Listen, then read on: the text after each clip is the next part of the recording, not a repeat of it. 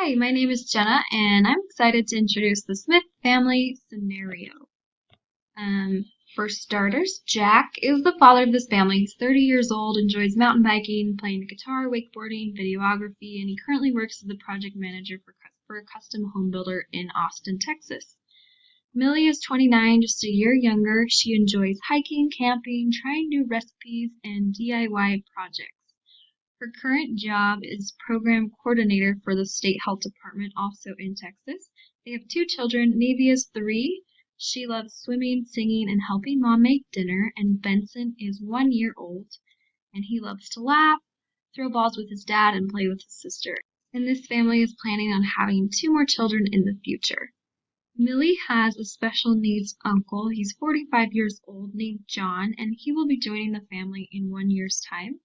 So this is a special circumstance for them, and John enjoys watching TV and playing with his dog. Very friendly. Their overall financial situation, the Smiths have about $2,500 in their savings and checkings account. They have $20,000 invested in stocks, and they own a small duplex in Provo, Utah. They don't have any debt other than a car payment for their RAV4 that they purchased over 2.5 years ago. And because Millie's uncle will be living with them from 1 year from now, they must plan to feed and take care of him as if he were one of their children. He does not currently have any medical conditions or medical bills that need to be paid, but they are planning on these needs arising in the future as he continues to live with them.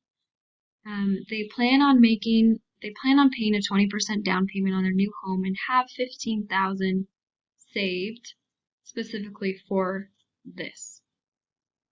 Jack is working full time and he makes $70,000 a year. Millie just started working again part time after she took a break when Benson was born, and she makes about $30,000 a year.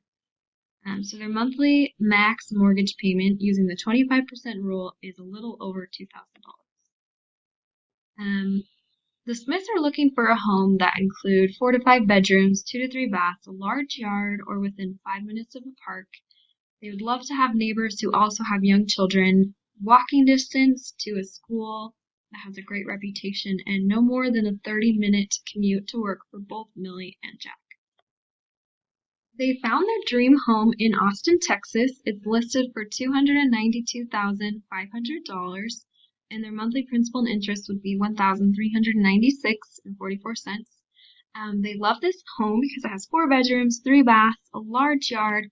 It was built recently, so it's still in great condition. It's across the street from a community park, and it's near an elementary school that has positive rating. And this home is also a lot larger than most homes would be that are selling for this price, and so it would comfortably fit their family. And that's why this is their dream home. Another home that they also found in Austin is a little bit smaller, but it's listed for $257,397. And their monthly principal and interest payment would be just less than what they would pay on the dream home. And this house also has 4 bedrooms, 2 baths, a decent sized yard, and it's newer than the dream home, so it's still in great condition. And the neighborhood also provides a community park, pool, and tennis courts. However, the biggest catch here is that it is smaller and the local school ratings aren't as high as the dream home, which is really important to the Smith family that their kids have a good education. Their budget, they have accounted for expenditures, tithing, taxes, retirement funds, investments, groceries, eating out, mortgage, utilities, car maintenance, gas, car payments, insurance, medical bills, including medical insurance, a phone plan, clothing, miscellaneous, free money, also known as mad money, but they decided they liked the term free money a little bit more, family recreation, date night, and then the total expenses are $9,233, which is equivalent to their total income, which is that same amount, and they earn about $900 a month in addition to their salary from side projects that Jack does.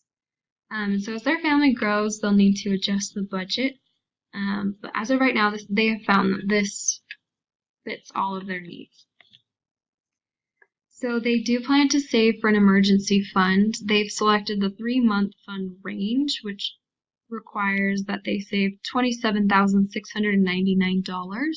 They do hope to get up to 6 months in the future, but as of right now, they're just making that their goal. And so in order to reach that goal, they need to pay $1,750 a month. And they can reach these goals within 15 or so months, 15 or 16 months.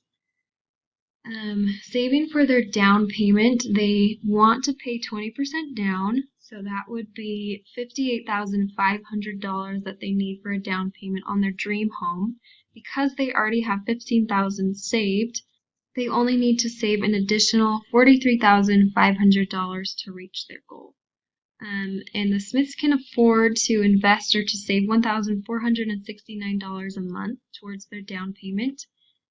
So if they are able to do this, they will have enough money for a 20% down anywhere between 28 to 30 months from now.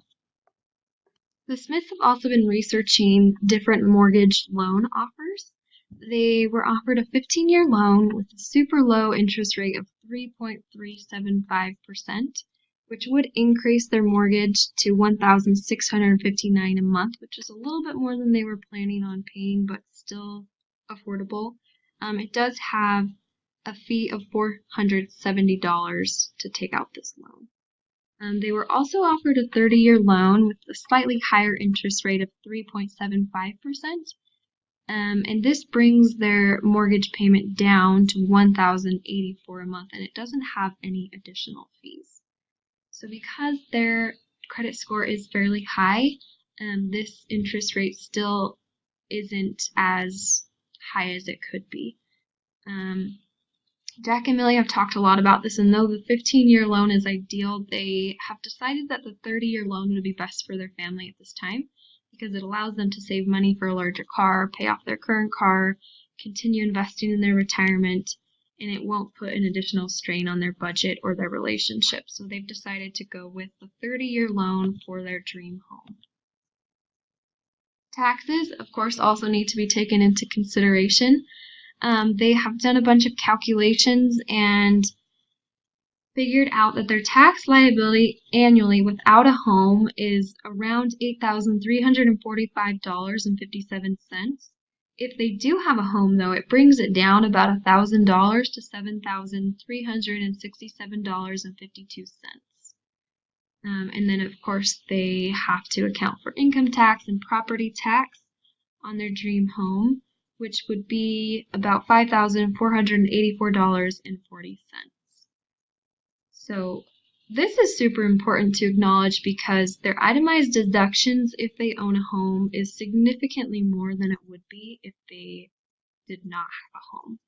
And then, of course, they also need to take into account the mortgage interest. Transportation is a huge part of the budget for this family because they need 2 cars since they're both working different jobs. As mentioned, they bought a RAV4 2.5 years ago. This is the 2019 model. We're assuming that it's the year 2024 right now.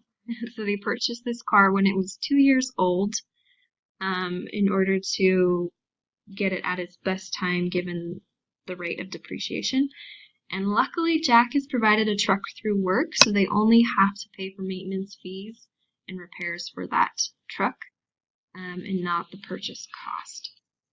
But the maintenance fees would be similar to what are seen here at the right of the screen for the RAV4, which includes taxes and fees, fuel, insurance, repairs, and maintenance, all things that need to be considered when owning a car. And they're also looking to purchase a larger family car in about 5 years. The Smiths don't have any long-term debt other than the car payment and tithing.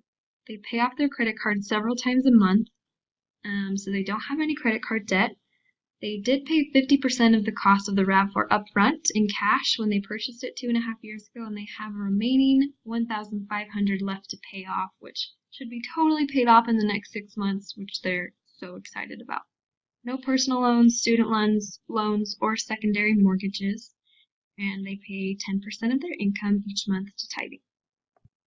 PITI stands for Principal, Interest, Taxes, Insurance, which the Smiths must consider when they're buying a home. So if they put a down payment of 20%, private mortgage insurance will be avoided, which is a huge bonus. They don't have to worry about factoring that into their budget.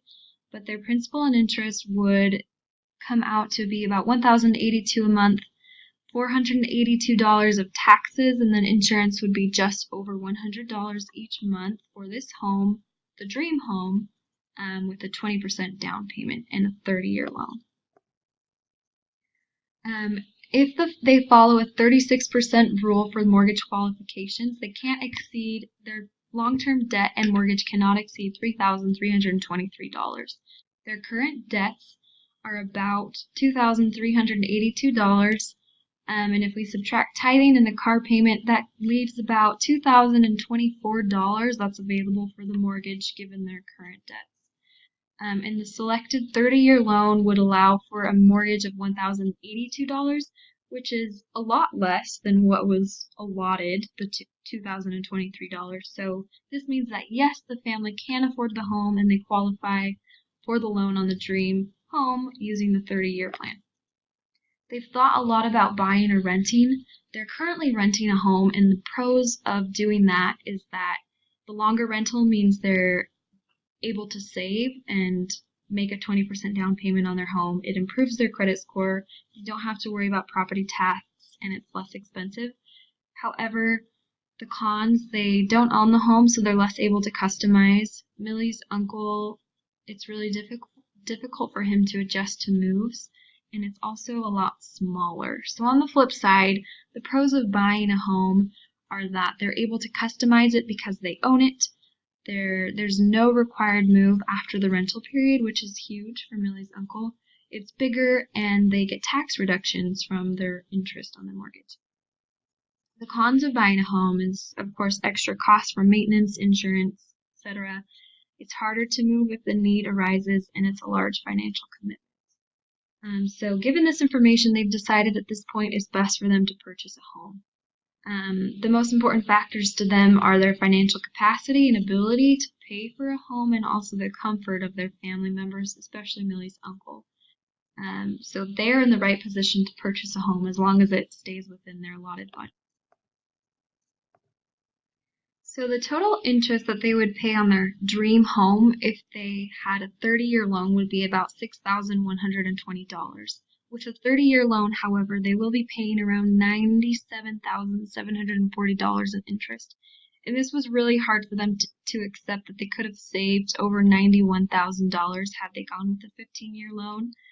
But they will keep this in mind when they purchase their next home. But for right now, they decided to go with a 30-year loan. And in 30 years, the appreciation on the dream home will reach about $1,472,667.36. And once they pay for their 6-month emergency fund, they will have about $1,750 available to invest each month. And so if they invest that in the stock market each month for 30 years, assuming that the rate is 10.4% compounded monthly, then their future investment would be over $4 million, $4,309,845, give or take, which is astounding. So all things considered, the Smiths have decided that the best housing option for their family is the dream home. They made this decision based on a variety of key factors. Primarily that it meets each requirement that they were looking for. It provides room for Millie's uncle, each of their children. It has enough bedrooms. And they plan to live in this home for a while, over 10 years, and so they want it to be comfortable. They do have a greater home appreciation than the modest home. The mortgage is still within their budget, and they love the neighborhood and the schools in the area. And the plan for the future is to stick to a consistent budget, maintain a good credit score, pay off all car payments, and continue to save and invest money so that they'll have at least 20% down payment on a future home when they plan to build in several years. Thanks for listening.